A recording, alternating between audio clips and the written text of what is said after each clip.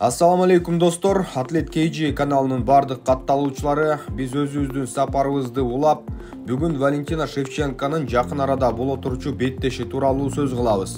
Видеону көргөн соң лайк басып, комментарий калтырып, спортчубузга колдоо сөзүн жазууну унутпайлы.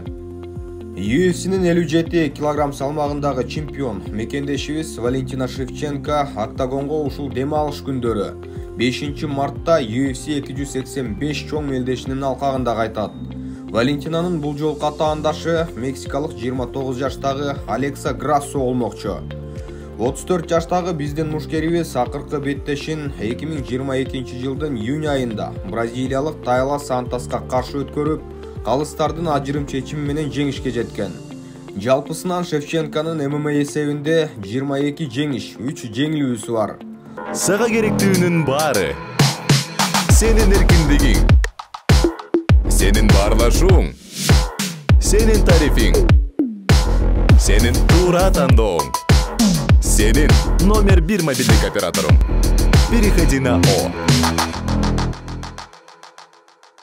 Алекса Грассо өз кезегинде 2022 жылдын октябрында Вивиан Арауджо аттуу мушкер менен чыгып, калыстардын бирдей чечими менен жеңишке жете алган.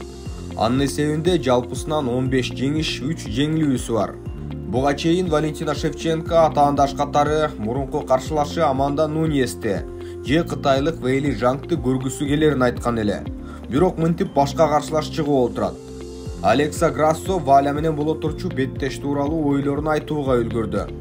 Мен анын карьерасын көптөн бери байкап келүүдөмүн. Менин жашоомдогу эң чоң чакырык деп ишеним менен айта алам.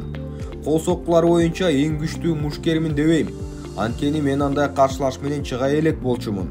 Чынында бул беттешке камынып бактылуу болуп турам. Анын өтө күчтүү экенин билем, бардык аспектилерде мыкты экенин да билем. Дал ушул себептерден мен көп машыгышым керек болду. Укмуштуудай машыгуу лагерин өткөрдүм десем болот.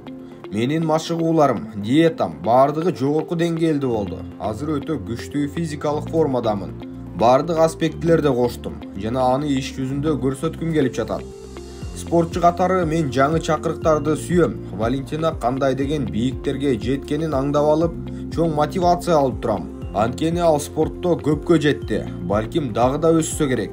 Андай спортчунун үстүнөн жеңишке жетүү мен үчүн чоң мүмкүнчүлүк жана упай болмок деди мексикалык Грассо. Өз кезегинде биздин Валентина да бул беттеш тууралуу оюн айтты. Алекса жакшы, күчтүү мушкер. Ал менин курум үчүн мушташууга чыгып жаткандан кийин, демек ага себептери бар экен да.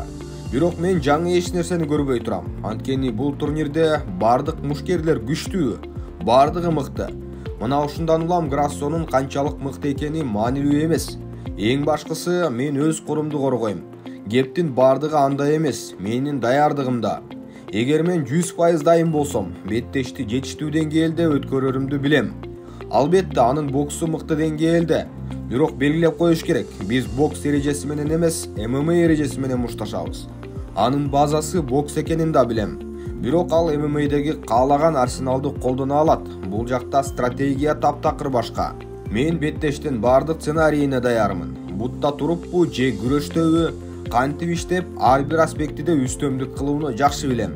Ишемби күнү көрөсүңөр деп биздин чемпион убада кылып өттү.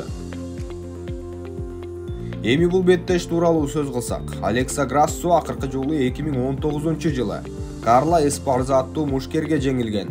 Андан бери бул уюмда 4 беттеш өткөрүп, 4 жолу жеңишке жетти. Ал эми Шевченко 2017 жылы Нуньеске утулгандан бери 9 жолу жеңишке жетип, 7 жолу чемпиондук курун коргоого үлгүрдү. Мына ошол себептерден улам Дана Уайт өзү Валентинага жетиштүү көңүл бурулбай жатат деп айтса керек. Мексикалык Грассо Валентинадан 5 жашка кичүү. Бул жагынан артыкчылыкты ага берсек болот. Бирок антропометриялык жактан спортчулар бири-бирине окшош. Болгону Шевченконун колдору 11 сантиметрге узунураак. Бирок бул эч нерсени деле чечпейт деп айтсак болот. Бутта туруп кол соккулары менен иштөөдө Валентина ыңгайы келгенде жарылып, контр чабуулдар менен мыкты иштесе, Алексада футфорк же бут кыймылдары мыкты болуп, өзүнүн кылдат Мексика боксуна ишенет. Арауджо менен болгон беттешинде сокку көтөрө ала турганын көрсөткөн. Жерде иштөөсү боюнча айтсак, Валентинада чабуулдук жакшы деңгээлдеги грэпплинги бар. Статистика боюнча тейкдаундарынын ийгилиги 64% көрсөткүчкө ээ болсо, бир беттеште орто эсеп менен 2,5 жолу жерге которуу жасайт. Партерде Валиак каршылашты колу менен техникалык нокаут аркылуу же кайруу, муунтуу ыкмалары менен жеңип алышы ыктымал. Ал эми Грассодо джиу-джитсу боюнча кызгылт көк кур болгону менен партерде анчалык мыкты эмес. Менимче Грассо Валентинадай мушкер менен жолуга элек. Бул жолда жеңиш кыргызстандык спортчу да болуп, 8-чи жолу курду жеңип алышы ыктымал. Ийгилик каалап коелу. Лас-Вегастагы бул мелдеш 4-марттан 5-мартка караган түнү башталып, жекшемби күнү күндүн 1-жарымында жыйынтыкталат.